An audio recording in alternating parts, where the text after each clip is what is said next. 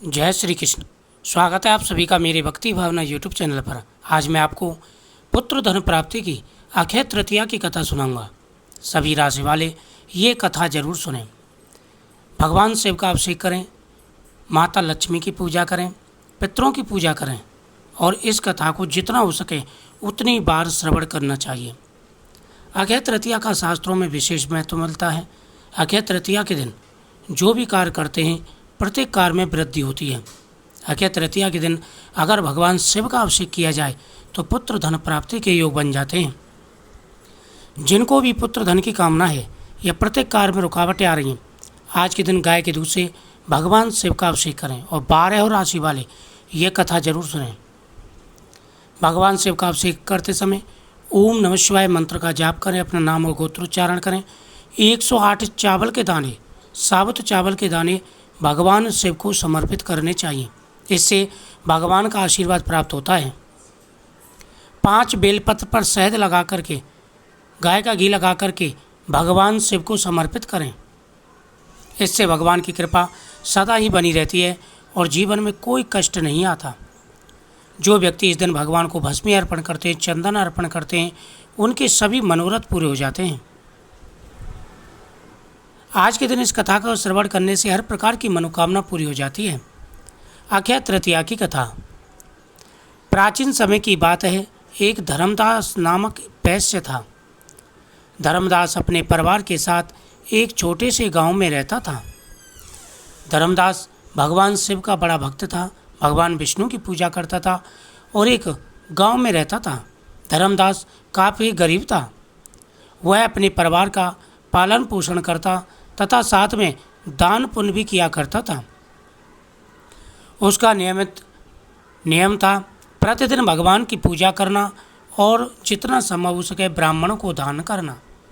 वह बहुत ही गरीब था। वह हमेशा अपने परिवार के भरण पोषण के लिए चिंतित रहता था।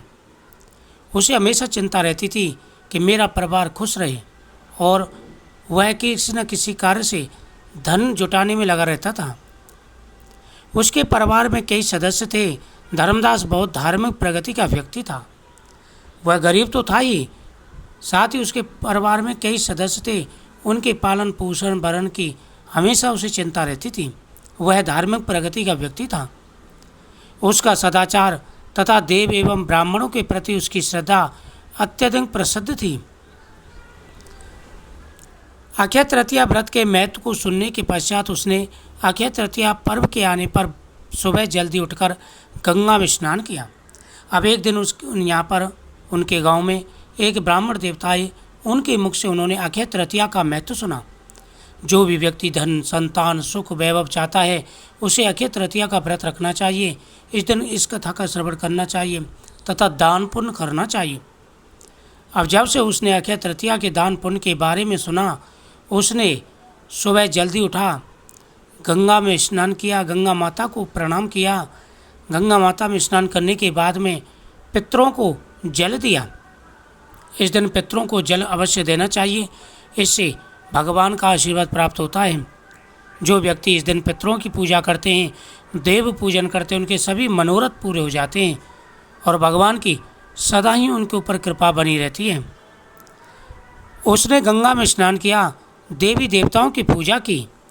व्रत के दिन सामर्थ्य अनुसार जल से भरे घड़े, पंखे, जौ, सत्तू, चावल, नमक, गेहूँ, गुड़, घी, दही, सोना तथा वस्त्र आदि वस्तुओं का उसने दान किया। भगवान की पूजा की। भगवान के सामने पहले वो सामग्री रखी। उसके बाद में उसने ब्राह्मणों को बुलाकर के भोजन कराया। आज के दिन जलदान का, अन्नदान का, वस्त्रदान का विशेष महत्व होता है। उसने अनेकों ब्राह्मणों को बुलाया और सभी की पूजा की, उनको दान दिया। उसने इस दिन भगवान शिव का अभिषेक भी किया। यह सब दान देख करके धर्मदास के परिवार वाले तथा उसकी पत्नी ने उसे रोकने की कोशिश की। जब उन्होंने देखा कि धर्मदास तो बहुत दान पुण्य कर रहा है, भगवान की पूजा पाठ करने के बाद में उसने दान पुण्य किया, तो उनके परिवार वाले रोकने लगे। उन्होंने कहा, अगर धर्मदास इतना सब कुछ दान में दे देगा तो उसके परिवार का पालन पोषण कैसे होगा। उन सभी ने विचार किया, यदि धर्मदास सारा दान पुण्य कर देगा तो हमारे भरण पोषण का क्या होगा, हम तो भूखे मर जाएंगे। लेकिन धर्मदास इन सब से विचलित नहीं हुआ। उसने अपने पूरे मन से दान पुण्य किया। उसके परिवार का पालन पोषण कैसे होगा, फिर भी धर्मदास अपने दान और पुण्य कर्म से विचलित नहीं हुआ और उसने ब्राह्मणों को कई प्रकार का दान दिया। सभी ब्राह्मणों ने प्रसन्न होकर के धर्मदास को आशीर्वाद दिया। उसके जीवन में जब भी अक्षय तृतीया का पर्व आया, प्रत्येक बार धर्मदास ने विधि से इस दिन पूजा एवं दान आदि कर्म करने प्रारंभ कर दिए। अब उसने एक नियम बना लिया, जब भी अक्षय तृतीया आती, अक्षय तृतीया के दिन वह नेम से भगवान का पूजन करता। भगवान का पूजन तो प्रतिदिन करता था, लेकिन जब भी अक्षय तृतीया आती, वह अक्षय तृतीया के दिन दान पुण्य करता था। अनेकों रोगों से ग्रस्त तथा वृद्ध होने के उपरांत भी उसने उपवास करके धर्म कर्म और दान पुण्य करना नहीं छोड़ा। उसके शरीर में चाहे कितनी भी व्याधि आ गई, कितनी भी परेशानी आ गई, लेकिन धर्मदास कभी भी अपने धर्म कर्म से विचलित नहीं हुआ। उसका जो नियम था दान करने का, धर्म पुण्य करने का, वह नियमित रूप से करता रहा। आज के दिन जो व्यक्ति भगवान शिव को बेलपत्र, भांग धतूरा, खीर का प्रसाद, पुष्प अर्पण करते हैं, चावल अर्पण करते हैं, उनकी सभी मनोकामनाएं पूरी हो जाती हैं। आज के दिन जो व्यक्ति भगवान शिव को धतूरे का फल अर्पण करते हैं, उन्हें पुत्र धन प्राप्ति का आशीर्वाद प्राप्त होता है। आज के दिन जो व्यक्ति सत्तू का भोग भगवान को लगाते हैं, उनकी सभी मनोकामनाएं पूरी हो जाती हैं। भगवान सदा ही उनके ऊपर अपनी कृपा दृष्टि बनाए रखते हैं। इसी प्रकार से राजा का क्रम चलता रहा। आयु पूर्ण होने पर राजा की मृत्यु हुई।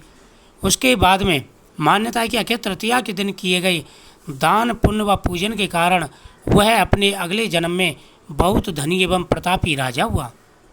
वह इतना धनी और प्रतापी राजा था कि त्रिदेव ब्रह्मा विष्णु महेश वेश बदल करके उसके दरबार में यज्ञ में शामिल होने के लिए आया करते थे। अपनी श्रद्धा और भक्ति का उसे कभी भी घमंड नहीं हुआ। वह राजा नियमित रूप से भगवान का अब भी पूजा पाठ किया करता था। भरपूर धन था, शासन था, लेकिन उसे घमंड नहीं हुआ। यह सभी देख करके उसके दरबारी पूछने लगे कि हे राजन, हम आपसे कुछ पूछना चाहते हैं। राजन कहा, आप पूछ सकते हैं। उन्होंने कहा कि हे राजन, अक्सर जब भी व्यक्ति राज्य पद पर आसीन होता है, उसके मन में अभिमान आ जाता है, लेकिन आप कभी भी अभिमान नहीं करते, सदा ही अपनी प्रजा का पुत्रवत पालन करते हैं। इसका क्या कारण है? ना ही आप कभी उदास होते हैं और ना ही आपके चेहरे पर कभी किसी प्रकार की चिंता होती है, ना ही आपके राज्य में कभी भी धन की कमी रहती है।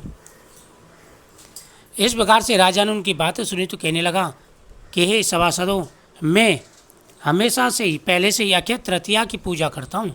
अक्षय तृतीया के दिन भगवान शिव का, भगवान विष्णु का अभिषेक करता हूँ, माता लक्ष्मी की पूजा करता हूँ और जितना हो सके दान पुण्य करता हूँ। यह सभी सुनकर के सभी ने भी अक्षय तृतीया के दिन दान पुण्य और पूजा पाठ करने का निश्चय कर लिया। माना जाता है कि यही राजा आगे प्रसिद्ध सम्राट चंद्रगुप्त के रूप में पैदा हुआ। जैसे भगवान ने धर्मदास पर अपनी कृपा की, वैसे ही जो व्यक्ति इस अक्षय तृतीया की कथा का महत्व सुनता है, विधि विधान से भगवान का पूजन करता है, दान पुण्य करता है, भगवान उनकी सभी मनोकामनाएं पूरी कर देते हैं। आज के दिन ये कथा जरूर सुने और साथ ही दान पुण्य करें, भगवान की पूजा करें, आपकी हर मनोकामना पूरी होगी। ओम नमः शिवाय।